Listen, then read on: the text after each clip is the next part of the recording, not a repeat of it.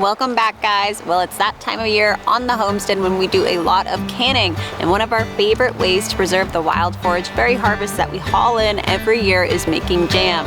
Today we're going to show you a super easy jam recipe using a water bath canner that is great for beginners.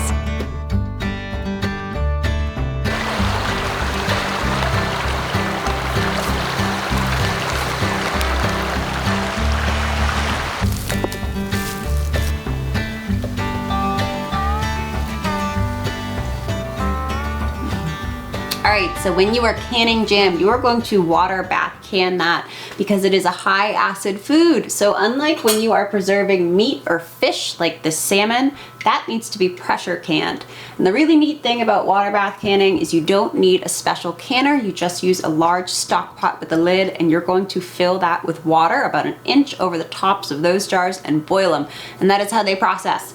So it's a really neat way to get started preserving if you are new to preserving. But I'm gonna take my blueberries here that we wild foraged. I'm gonna throw them in my pot with a little bit of lemon juice and honey and get to boiling that, thickening it up a bit and stirring it around.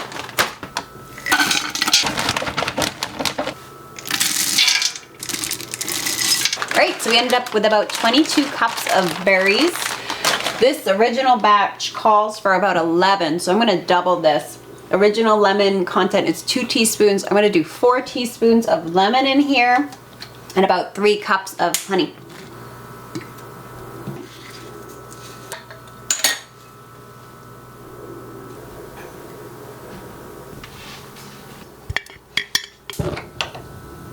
And that's it. I'm just going to stir this frequently over medium heat and just kind of get this going until it sets up or it reaches 220 degrees. And then we're gonna get ready to can. And I went ahead and I already washed my jars with hot soapy water. I'm going to be processing these jars in the water bath canner for 15 minutes because of my altitude. If you are going to be processing for 10 minutes or under, you do need to sterilize your jars. If you need to sterilize them, some people do it in their dishwasher, some people boil them. It's up to you. But when you are processing, it's a good idea to check your altitude tables. Like for us, I had to up this processing time from 10 minutes to 15 minutes because we are 2,200 feet in altitude. I like to just kind of stir it around for a little bit, and then I will go ahead and ladle these into our jars. Alaska really is the land of milk and honey for about 4 months out of the year, and then the rest of the year it just tries to freeze you. Okay, my jam is all nice and set. I am going to get to ladling into my jars. The neat thing about these canning jars is these little rims on the top show you where you are filling it to. So that first rim is 1 inch, that top one is 1/4, and that is what we're gonna be going to.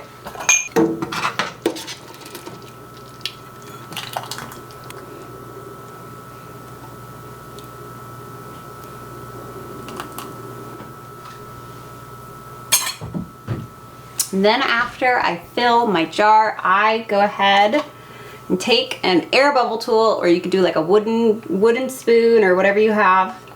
Just kind of work it around the sides, and you want to get rid of any air bubbles that might be in there.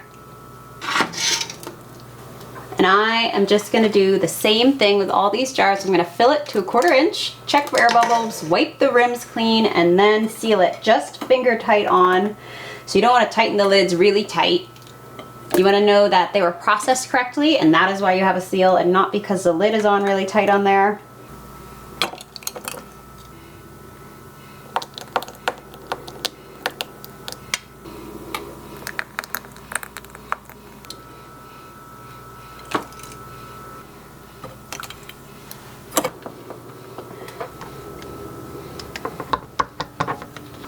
Then I'm just gonna take a microfiber, these are really handy for this, and wipe the rims clean because you don't want anything on there to interfere with a seal. I'm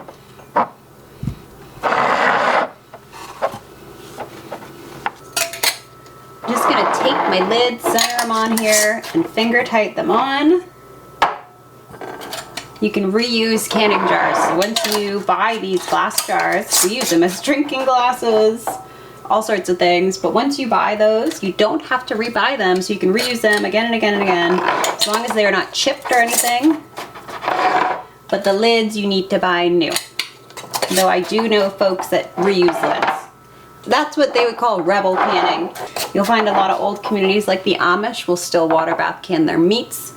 I know my grandparents used to water bath can mushrooms and tomato sauce, which is technically not approved, but they're alive and well. So it's all about you and what you're comfortable with. But this is a tested recipe, the one I'm using here. I'm gonna go ahead, throw these guys in the canner. I have my water slightly heated in there, but not really, really hot because I don't want to shatter my jars.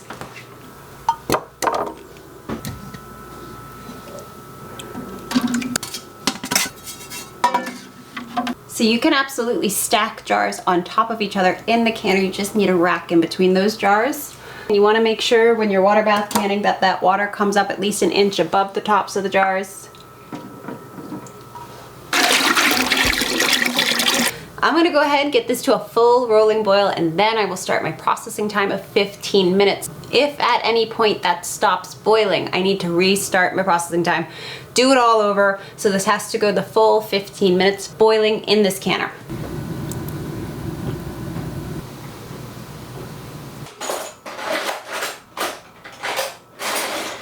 All right, we are at a full rolling boil, and I have started my processing time of 15 minutes. I'm gonna keep an eye on this, and in the meantime, we're gonna toast up some sourdough to try our jam on.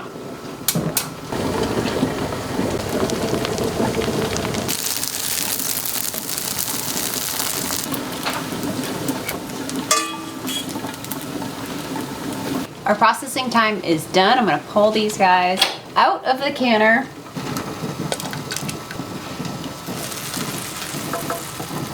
And then when you take these out, you want to kind of space them a couple inches apart so they cool evenly.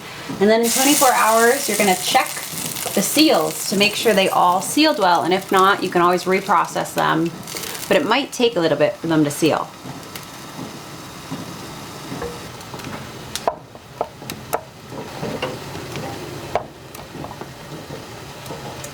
Well, these came out really beautiful looking. We eat as a family maybe one of these jams a week. So this is almost or just about 3 months worth of jam for us. We still have lots of picking left to do and more batches of jam to make. So we do low bush cranberries, a lot more blueberries. So we got a bit more canning to do for the year. But we are going to try some of this on some homemade sourdough and see how it is. Lena, I think you should be the taste tester. Okay. Thumbs up? Yummy. It's nice to have jam. I think this is going to go good on gross. You can't beat fresh blueberries. That's good. And in this recipe, you can also add cinnamon and vanilla if you want to. We just do lemon and honey to keep it simple. This jammed up really nicely. It came out wonderful. This is the first batch of many for this year to stock up for winter. And I will put the whole recipe in the description too, so you can make this at home. So this came out great. Hey guys, this is Amy and Dennis from Holdfast, Alaska. We are a small family living in the eastern interior, building a subsistence homestead. Thank you guys so much for watching. We hope you enjoyed that video, and we'll see you on the next one.